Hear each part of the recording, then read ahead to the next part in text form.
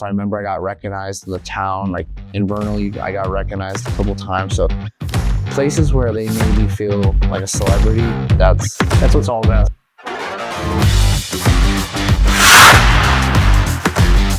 What's up, hockey players? Welcome to the Hockey Review Podcast. I'm here in Simi Valley with my good friend, Kai Tsoar. Kai, how are you doing today? Good, man. Thank you for having me. I'm pumped. Awesome. So today we're just going to go over just your career. What was your playing experience like from club to prep to junior and now the recruitment to college? We're going to talk all about that. And just want to get your insights on what it takes to get to those levels and how we can what advice you have for the future players getting into prep and junior, and sort of share some insight on that. That's what we're going to be here for. And happy to have you. And thanks for having me in the locker room here. Of course, man. Well, again, I'm excited to do this. I think, especially in California, I think when we were younger, we wish we had something to look at or, someone to talk to, but we were in the midst of doing it. So it's cool to now be able to give that back to those younger guys in California, especially, or the States where hockey might not be the most popular sport. So for me, I grew up playing roller hockey. I played all the way up till I was around 10, 11. And then I realized if I really wanted to make it to the NCAA level, I needed to play ice hockey. Because at the time, I was just playing roller hockey. It was right across the street. It was convenient. I was like, dude, I'm just going to stick it here. But again, I realized. So I came here to Isoplex. So it's kind of a full circle moment, right? To be here right now. But so yeah, I started here last year, Squirts. I was around 11, I would say. Played there and I loved it. I loved the travel experience of playing travel hockey, or you're playing against, kids from all over California, Arizona, a couple tournaments here and there. So it was a lot of fun. And that's when I really realized, I love this. I want to go as far as I can. But again, you can't rush the time. You just kind of have to just keep grinding your way. So yeah, I grew up here in Simi all the way up to I was around 14. Then I went to the California Bears. Where you also played? Yeah, that's right. I mean, we kind of missed each other by a year. You're in 04, I'm in 03. Yeah. So yeah, that's how we initially met. So that's, pretty cool how that was so many years ago, and now we're back here again. But so I played for Peter Torson on the Bears. His main thing on the Bears at that time was, we're going to get you to prep school. We're going to get you developed to go. Right. So for me, that was the goal. I was in your age group. Those threes really, I would say, led the way. We were like the pioneers, right? Yeah, exactly. You guys really showed everyone, the O2s, it was a mix, but the O3s, you guys really took the leap of, we're going to prep school, we're leaving home. And I remember I was still here when I saw that. I was like, I want to be a part of that. I want to go to prep school. So I went, joined the Bears. It was a fun year, a lot of ups and downs, but it was a great, you know how Torson is, hard coach, but you really develop a lot coming from that program. So he definitely cares about his players. Oh yeah.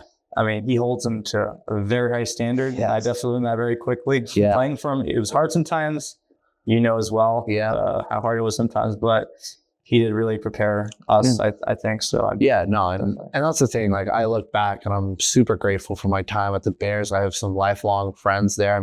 We wouldn't be doing this podcast if we weren't at the Bears, right? So a lot of good came from it. It developed me, right? But then I got accepted to Tilton School. And so I remember when I was doing my prep school search, it's kind of like finding your college, but the high school version. So, you're doing your visits and, you go to one school, you're like, oh yeah, that's not bad. You go to another school, no way I'm going there. But then I went to Tilton School and I kid you not, I really knew that was home. I felt home right away. I love the campus. It was a small school. It's 250 to 350 kids on a good year, right? But I would say average 300 kids, and I loved it, right? So I got accepted. I was pumped. Peter said, dude, go to Tilton. We had two other Bears alums, Eric Gubian and Seth McKenna. Yeah. So I felt comfortable knowing guys who came from my background are there and they're doing well. So I was like, this is a no-brainer. So I went, was there for 4 years. So I repeated my freshman year, actually, because it's kind of common in prep school to repeat a grade. I repeated my freshman year, and I'm so happy I did. I did 4 years there. not only I went in there as a one-dimensional person and I left as a three-dimensional. Wow, so really, like Tilton really did. It did wonders for me. That's I was all school president my senior year. Wait, really? Yeah, I was all Wait, school. you were no way. I didn't. Yeah, fun fact. I was all school president. I was head of the disciplinary committee, food committee. Wow. I was in charge of a lot of clubs. I was a part of a lot of clubs, and this was all on top of being a student athlete, right? Like I went there and you know how it is. Like you go there for hockey, and for me, I wanted to soak everything in. I saw all the opportunities, and I'm very grateful and fortunate for how it all worked out. And yeah, that I just knew every year, right? With the accessibility that you have in prep school, you have, at our school, we had our gym, our rink, our turf, our classroom, our housing, all within a 5-minute walk if you're feeling slow that day, right? Right. It was super close. So I had no excuses not to do well there. And I had a great friend group. I had great guys. I was pretty well known in the school. I wanted to know everyone I could. So it was just a nonstop pushing each other to be better. And so I'm forever grateful for Tilton. I'll always be a Ram. And I could not be more fortunate for Tilton. Really, I don't think I would be who I am without them. So and then I realized, your senior year creeps around, and my coach was asking me, like, Kai, like you built a really good resume. Maybe you just jump the gun and go to college. And for me, I wasn't ready to go to college, not because of mentally, just for me, I really wanted to go as high as I could in hockey. And I think how that feeling where, of course, you're not going to give up or I wouldn't say give up, but you have a vision in your head. And I was like, I have this vision in my head. I had goals where I was going to play at the collegiate level for hockey at a good university. And I realized I was like, I want this. So it was a lot of, one-on-one meetings with him, and they weren't always the best, but it was just because he wanted to help me be the best I could. So, like Coach McQuaid, Coach Lacasse, they did a great job developing me as a hockey player, but more importantly, as a person, to see their view. Mm-hmm. So I had that senior year to kind of develop. And, I started talking to more null teams. I started talking to other teams, the CCHL, the NCDC, like those were the teams, the leagues I was like really looking at.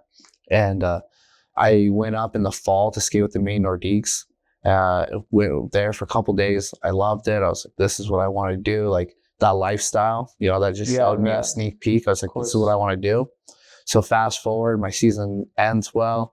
I played pretty solid. I had a really good second half, which helped me a lot. And then I emailed the Pembroke Lumber Kings, and I just said, hey, I'm really interested in your program. Down below is my film. Love to hear from you. Next morning, I get a call at school meeting. I was about to lead school meeting. And I call the coach, calls me. And I said, hey, who is this? And he goes, hey, I'm, at the time it was Colbo. He was the assistant coach at Pembroke Lumber Kings. He said, give me a call or let's talk. And I said, hey, let me call you back in like 5-10 minutes. Mind you, like I'm trying, I just almost turned down a junior team because I had to run a school meeting. But they're not too familiar with how the schooling is in the US. So he was laughing. He was like, why are you turning me down? But I called him right back. I was like, I'm excited. So he said, hey, Kyle, like, come up. Can you come up in a week? We have a skate. Came up that week, did really well. I signed. So I was pumped. I signed in the CCHL, which there you don't do like tender agreements. You don't do a draft. You kind of just sign your right that they own your rights. It's like a letter of intent. Yeah, kind of like that. So there in Canada, it's called a player card. A player card. That's right. So I signed a player card, which is essentially, again, my saying there's no other Hockey Canada team that I can play for. So meaning they had my rights again. So I was excited. I was, and Pembroke is a prestigious team in that league. And in Canada, they had 5 championships in a row in the span of like the early 2010s. So I knew I wanted to be there. Like, for example, Sheldon Keefe was the head coach there and the owner a couple of years ago. McIntosh on the Ducks, his dad and him were also affiliated with the Lumber Kings. So a lot of really prestigious players came from there. Yeah. So I was like, this is going to help my development and get ready for college. And so very fortunate they took the opportunity to take me. I was still looking at, some null teams. I was trying to see if I wanted to go to Canada or if I was good to stay in the US. But I had the opportunity to go to Canada, have a big role. So I said, you know what? And it's still tier 2, high level. So I said, you know what? I'll go there. I went. I had a lot of injuries. I tore muscles, concussions, high ankle sprains. So I was battling a lot of injuries because, you So know, while you were there, you went through, there was a lot of a lot ups of and injuries, downs. really. Yeah, a lot of it's all while you're at Pembroke. yeah. Like there was a span in a month where I lost my front 2 teeth. I had So that's where it happened. Yeah, so I had a high ankle sprain and I tore my other leg muscle Man. all in a month. So, but you know, you ask me like, how do you prepare for juniors? It's one of those things where I can tell you everything, but at the end of the day, you have to just go head first and dive in and don't look back. And I'm very happy with how my time went. I spent a lot of hours in the summer training every day. So I wasn't ever lacking confidence in myself. But again, it's a higher level, right? Like the level of development, the player pool, right, increases with better skill as you move up in the rankings, right? Mhm. So it naturally makes you better. So again, so the season ended. We lost game 6 of the first round to Navin. And I had an exit meeting with my coach. We kind of talked. And he was like, you know what, if you're more welcome to come back. And I said, thank you. And I said, I'm just going to explore my options in the U.S. because, you know, when you get hurt, you know, you don't have like your mom, dad, or your insurance to help you, right? So I was kind of going through that. So I really realized like, okay, maybe I want to be in the U.S. in case, you know, God forbid I get hurt again. Like I want to be closer to home. So, but again, I was kind of just going with the flow. I was training really heavy. And then I got to the summer. I was feeling great. I went to some NAL teams, reached out to me, said, Kai, we'd love to have you. Saw you play in the CC. And I said, awesome. I'm on the way. And for example, one team said, Kai, you didn't score in the All-Star game, so we're not taking you. And I mean, I didn't know how to react. And the other team said I was too old. They said if I was an 05, 06, I was on the team. So it was just unfortunate the way, you know, that turned out. But, you know, in the moment I was pretty crushed. But looking back now, it all worked out to be something great. So this year was a lot of traveling, living in a suitcase, you know. Yeah, you were like, I was on 4, I was everywhere. Yeah, I was like, I was on 4 teams. So I called Pueblo. I was going through my phone after camp and I saw Pueblo Bulls and I remember I really liked their conversation I had with them. They always said, call them if I ever have any issues. So I called them, they offered me and I went. And then first day of camp, I blew up my shoulder. oh no, Yeah, really? Yeah, I had a type 5 AC separation and I tore all the ligaments. So I was very, you know, again, you're sitting there like, I was supposed to be on these 2 other NAL teams. I will go to Pueblo thinking I'm going to find my team. And then, you know, you got to get major surgery. So I was very fortunate with, you know, Pueblo. They did a great job helping me out. I was able to get surgery a week after I got hurt. So they really took care of me. I have nothing but, you know, respect for them. So I did my whole rehab process in Pueblo. I was on the ice with them as soon as I could. I would say it was around 2.5 months till I was fully back playing in game. So it was a lot of time just spending, you know, getting your shot down, working on your rehab. So it was a constant, you know, grind. Was this like beginning of the season? Or yeah, so it was right beginning of the season. So like again, I got my shoulder blown up first day of camp. I scored first shift of camp, so I'm feeling great. My next shift took a bad hit, fell on it weird, but they kept me. Pueblo kept me. They kept my rights. So I was fortunate. So so that's why I was saying I did my whole rehab process with them. So I had nothing but, you know, love and respect for them because I wouldn't be where I am right now without Pueblo. But yeah, so fast forward, I was getting ready to play my first weekend, and they were just a little skeptical of my shoulder. There was a lot of hesitation. So I said, "Hey, Kai, we're gonna let you go," and that was tough to hear. Right now, you're like, "Great, now I'm not even in NCDC anymore," you know. And I got a call from Coach Kane Tarumi, the assistant coach here at the Vikings and the GM. He calls me and he says, "Kai, you know, I heard about the news. I'm sorry. Let's bring you home." And I was really skeptical, right? I was a tier 2 player, you know, and in my head I was like, I'm only a tier 2 guy. Like I'm not a tier 3.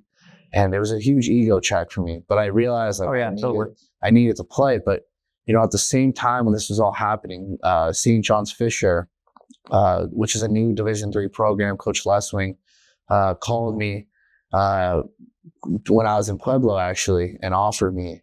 And I told him, "Hey man, I'm hurt." And he still kept his word. He said, "Hey, I'm not taking away my offer. Just whenever you think is best, you call me and I'm ready to have you." And he constantly was checking in on me. So mind you, when this was all going down, you know, I had a college coach, right, you know, in my corner. And I felt great. That gave me the confidence to not worry about it, the next level. Right.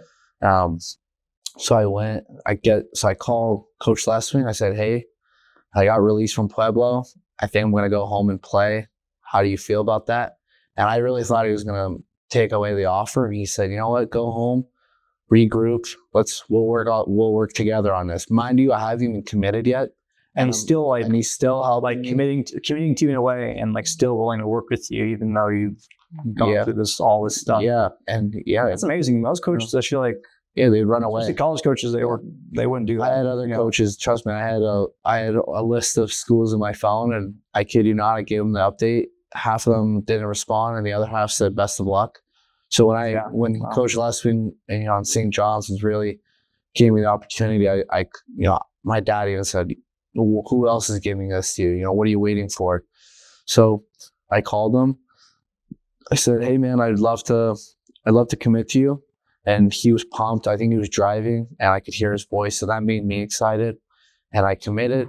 And I looking back, I'm so grateful I did, because the whole CHL rule really changed the aspect of college recruiting and for Division I, Division III. But yeah, I committed, and he said, yeah, like, we're happy to have you. And then I stayed here in Ventura. And what I thought was going to be the worst thing that ever happened to me was the biggest blessing in my life.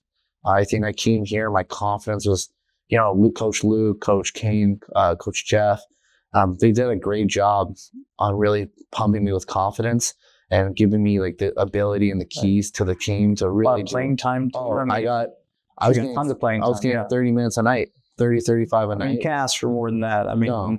And you know how it is. And you need the opportunity, especially in junior hockey when you're getting recruited.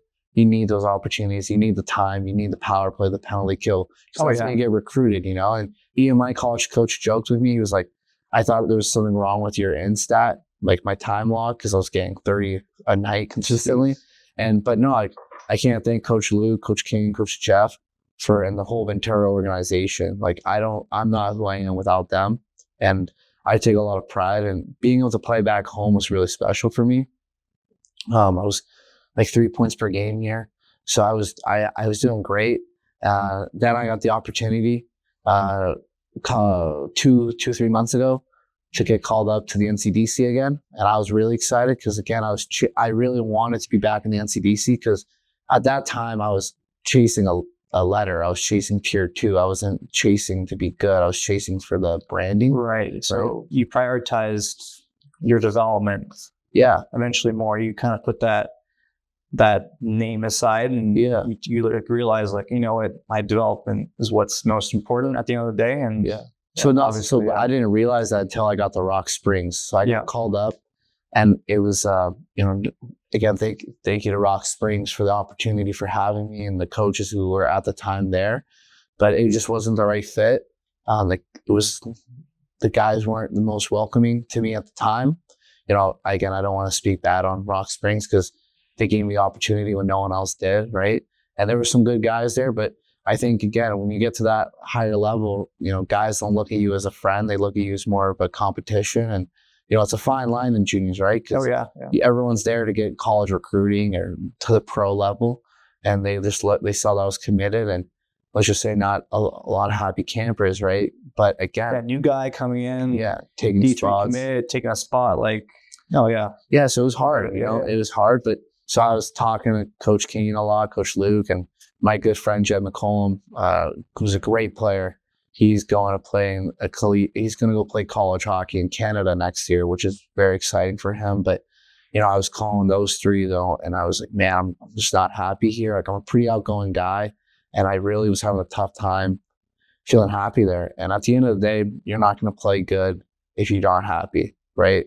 And this is when I did some reflection, and I said, you know what, man, like, I need to continue to develop. Like, I'm not here to win at the time, my mentality is I'm not here to win a championship for Rock Springs or for any of these junior teams I've been a part of.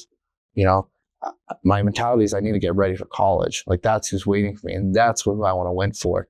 So I called St. John's, Coach Lesswing, said, hey, like, it's just not working out here. It's just not fitting in like how I need to be. Are you okay if I go back home and play? He said, yeah, go ahead. So again, I'm thankful that he gave me that opportunity to go, because at the end of the day, I need to make sure my coach is happy with it. And so I went home. We played the Elk, and I had a really good weekend. 16 points in 3 games, and I really I felt happy. I was just so happy again. Me and Jet were back clicking, and throughout the year, me and him were getting Player of the Week, Player of the Month. So me and him had something really special. You're like the dynamic duo on the team, right? Yeah, and throwing Cosmo Rapace in there. I don't want to not give him credit. He was Jet's D partner. But again, I'm forever thankful for Ventura because the guys here were so supportive of me. Like when I came back, I didn't tell anyone I came back. I just surprised everyone, and really, they were happy. They were like, "Try, it's great to see you. Let's get you back in the lineup." Sick. So you had to initiate yourself with a ladder. So I had to do a hard ladder. My first practice. Oh, that's like a tradition. Oh, yeah, so I had to do that. I was a little winded, but it was great to be back. But then Jet McCollum was my roommate. Mm-hmm. We were billeting together with Sean and Kathy, great family, and see me. And Jet got the opportunity. So Cosmo originally got the opportunity to go to Vernal, which is the best team in Premier and all Tier 3. It was ranked the #1 team. They're undefeated. And then Jet. Fun fact, he tried to go back to the Maritime League where he came from, got his card declined, got his mom's card declined. Really? All the cards were declining. Oh my God. I couldn't get a ticket back home to Canada. And then next while Vernal calls him and says, "Hey, like we really want you." And I mean, if that's not the biggest, everything happens for a reason, he got the opportunity and then next, I was kind of sitting there like burnt out. Because I was like, I just been on 3 teams this year. I'm done with this stuff. And then next thing you know, Jack goes, "What if you came to Vernal with us?" And I said, "Dude, I don't know if I can." And he goes, "No, like, let's go. Let's get you to Vernal." And I'm, wow, sure. Like, let's, if they want me, you know what I mean? Because they're undefeated. You know what I mean? They have some great forwards. Like, imagine getting a call from like the top. Yeah, the top tier, the whole country. Like, Vernal is like, the top. Yeah, and so I'm sitting there, I'm like, Jet Cosmo, I don't even know why they want you. They're great players, but I'm sitting there, they need us. Like, I don't think they need maybe D. I don't know, but their forwards were all, they're like top 10 in the league. Like a bunch of their guys were well over a point per game. So I'm thinking to myself, I don't think they need me. But I got a call the next day, so he texted them on a Sunday, and I actually had some guys on the Elk texting Vernal saying they got to grab me. And no one told me this, but Coach Luke pulled me aside. I was like, "Hey, Vernal wants to talk to you. Are you okay with that?" And, that's one thing I give Ventura a lot of credit.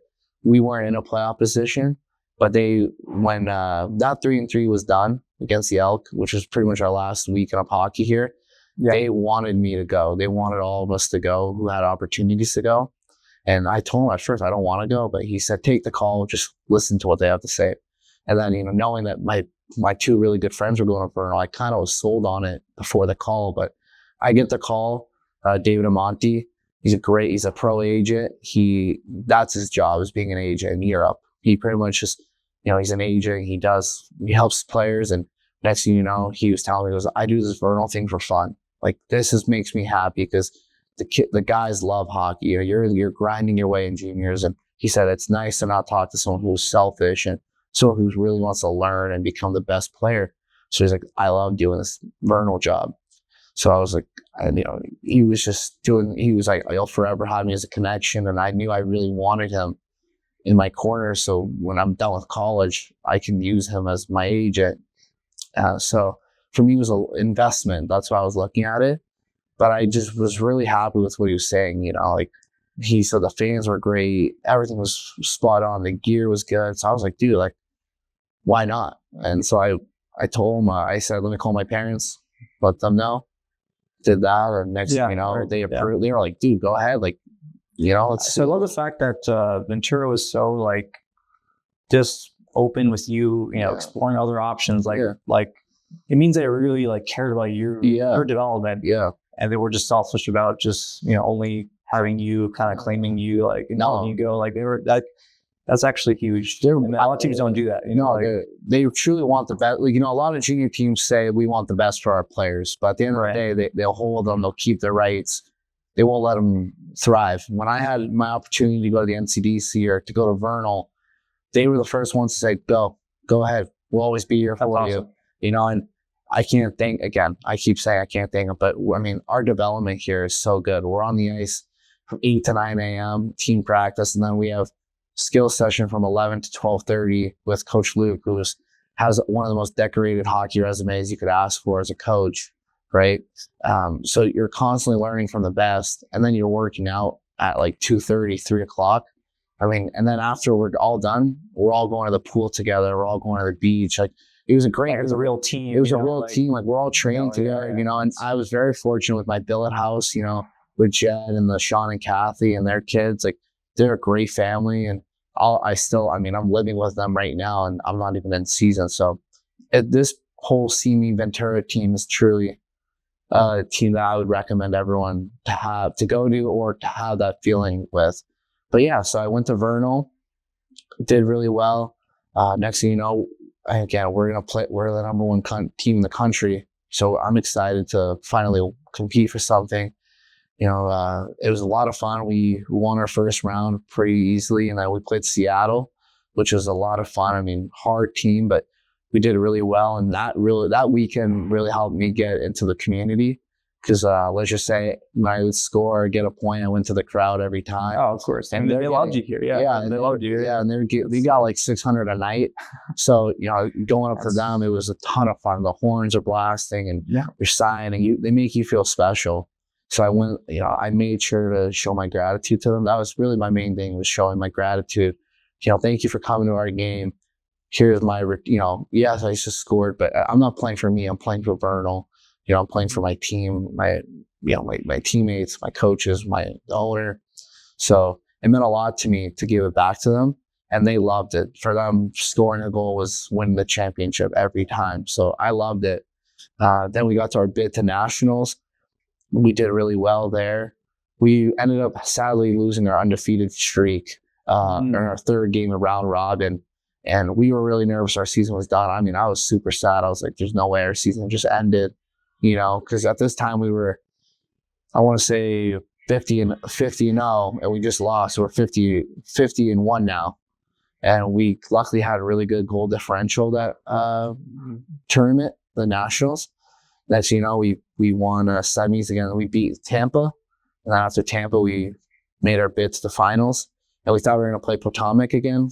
And they sadly lost in overtime to the Picks, the Springfield Picks. And we played them, and I had a really good game. I had a goal and 2 or 3 assists. And we were losing 1-0. So, it was really cool to have a really big part of that championship game. And now I'm a champion in that team. And it was a ton of fun. We came back, and we had police escort the whole way coming back to Vernal. We get our bus stop in Vernal, hop on a fire truck, and we're riding that truck the whole town. Wait, so it's like a parade? Yeah, it was a parade. No way, they're like a parade. Yeah, it's a city holiday there. That's oh my God, wow. So that's unreal. That's what you want from the and that's the best place to play, honestly. No, and that's a place like that. That's really cool. And I mean, there's guys getting tattoos of Vernal champions on their legs or on their body. I mean, the coaches, crazy. The coaches made me want to run through a brick wall for them. The owners were great. The families were great. Teammates, our practices were harder than our games. I mean, it was truly one of those special teams I've ever been on. A lot of good skill there, and a lot of those guys are playing at the college level next year, or pro hockey, or advancing to tier 2 level of junior. So we were not a normal tier 3 team. We were essentially a tier 2 playing tier 3, and it was a ton of fun. And now I'm back home in, Simi Valley, and I'm staying with the Billet family, which I told you, Sean and Kathy. So it's a little quiet without Jet running around, but, I still call him every day. But yeah, man, I've been training with Coach Luke Bosley, and Kane and Jeff. They've been helping me out. I work out every day. I shoot pucks every day with Luke. So I'm on the ice with Luke all the time. I'm with him at the rink all the time. I'm even starting to try and get a job here, working at the snack bar. So I mean, my days. There you go. Yeah, just live at the. Yeah, I'm living here. But I'm loving it. You gotta love it, because I know at the collegiate level, it's that funnel system, right? That goes from the best players keep moving on, and so for me, I know I'm not going to go against some scrub. Like, I'm going against guys who are like me, if not better than me, and I really want to do great right away. Not for me, but for St. John's, for giving me the opportunity to go there, for my family, my loved ones, my friends, Ventura. I mean, I have so much pride in being a Viking. So Wow, that's awesome. yeah. So yeah, that's kind of like my whole. Yeah, you kind of laid it down. Yeah, everything for us. Yeah, I kind of wanted to kind of reel back a little bit and like talk about. Let's kind of dissect a little bit of the journey. Like, so going back to prep school. Yeah, there's a lot of hype. Going to prep school. I went to prep school. Yeah, it's a great time. I honestly, I loved it. I do not regret it at all. Yeah. But I think. So I want to get your thoughts on like what's your opinion on like going to prep school when you're not quite ready to join the varsity, like the top team, because I think actually, let's hear what you have to say about that whole thing. So that's so true. So I went to Tilton for hockey, right? And I was a late bloomer. So I was, super small. I still had the baby fat, but I knew going in, like, I didn't know what to expect. I didn't know if I was going to be on varsity or not. I knew there was a chance it could be. And, that's one thing I really respect about Tilton. And I think that's one thing I like those schools that do the varsity A, varsity B, so they don't make you feel below. Right. It's like the farm team, right? Like if you're on the B team, you're on the farm team, you're developing. And at Tilton, they really mean it. Like, so I was on varsity B my freshman year, but I was working out with the varsity A guys. I would skate a couple times with the varsity A team. I would talk to Coach McQuaid, Coach Lacasse, about how can I make the team. And, I think I was bugging them, but I truly just really wanted it to be on the varsity A team. But I served my time on varsity B and I did really well. Coach Teft was the varsity B coach at the time. And I would always ask him once a week, what do I got to do to be the best player I can be, and constantly trying to train. And again, I was telling you at Tilton, we have all the tools, and I think you need to assess at prep school. You have everything you need to be successful. The resources are amazing. So if you get the opportunity, and that's the big thing, the opportunity, you have to run away with it. And for me, I got really fortunate. My sophomore year, I got the opportunity, and I didn't look back. And I was on varsity A for the rest of my time at Tilton School. But it wasn't easy. You know what I mean? Like sophomore, junior year, I wasn't playing all the time. I was. 1 year was COVID, and then, junior year, we had a really good team. So I wasn't playing as much as I wanted to. But my senior year, like I got my break, and I just had to run away with it. But, I wouldn't say not to go to school if you're not on varsity right away. Obviously. So that's your take on it. It's okay to have 1 to 2 years to develop, because it's different hockey, the East Coast, physical, fast, big guys. Totally. But, at the end of the day, if you're not making varsity within your senior year, or you don't know, maybe you got to reevaluate and see if you need to go somewhere else. Because at the end of the day, opportunity is the big word I'd say to you, is if you don't get the opportunity, you're not going to thrive, and you need the opportunity to get to the next level, which is juniors, and to get the opportunity to go to college, and then college to pro. So I think, you kind of spot on. Like, I think if you're going to prep school, if you're going to make that jump to prep school from club anywhere, I think you have to really do your research on a program that invests in their varsity B or their JV teams, because there are plenty of teams that they kind of breadcrumb you. They say keep working, but they don't actually invest in those guys. Mm-hmm. And I think that's really important if you already make that jump. If not, wait a little bit, play AAA, get some ice time, but I think, definitely doing your research on whether a program invests in the varsity B team is really important if you already make that, because it's not cheap. No, prep school is insanely expensive. Yeah, and you have to, that's so right. At the end of the day, there's no right journey or right path. My path and your path are different, but look, like we have different lives, and you're doing great, and I'm doing great, and I have friends who are. At the time, it looked like they were going to the NHL, and now they're hoping to get to college. You know what I mean? So everyone's journey is different. You know what I mean? Whether you're a late bloomer physically or mentally, but you really have to, again, be where you're going to be the man, be where you're wanted and appreciated. That's what I'd say. Totally, yeah. So, definitely solid advice regarding prep school and going to prep school, making that jump. I think that's really important. Yeah. Because it is a critical step in any hockey player's journey to make that jump. 100%. And then you talked about how St. John, like you already kind of were talking to them throughout your time in your second year, right? Yep. So I think, so that's kind of, as far as like recruitment, to help kind of familiarize, other players with the college recruitment process, would you say that that's pretty typical? Like that, like a college coach will kind of, it's best if a college coach like stays with you throughout your time, because I know some guys are like, they're just playing junior and they're not really talking to any coaches. They're just kind of like, oh yeah, I'm hoping, I'll talk to this coach later in the summer, but then sometimes it's too late. Yeah. So what's your take? Yeah. So start later or start earlier, rather than later. I would say, so you age out at 20, 21 years old in juniors. So I was 19 going to my first year, and I knew like I only have X amount of time, right? And in Canada, we had the CCHL showcase. So that's how I initially met my coach. That's how I met my coach. It was because he was the coach at another university, and he saw my game, and he actually was saying, hey, like I'm talking at the time, his other school, he was recruiting for his other school. So that's just right place, right time. He was at the right rink at the right time watching me play. And, I remember that game vividly because I didn't play the most that game. I only played like 10 minutes, I think. But I was nervous because, it's the showcase. I remember he said he really liked how my game was and he was breaking it down. So I knew he was legit. And we stayed in touch the whole time of my junior career. There's a couple times where it was a little quiet because there was nothing much to talk about because I told him I wanted to do my age out year, right? But I would say my last year of juniors, like it's important that a coach is in your ear, or, you have that constant communication, right? And you want to feel like, because again, that's your coach for the next 4 years, so you need to feel comfortable with them.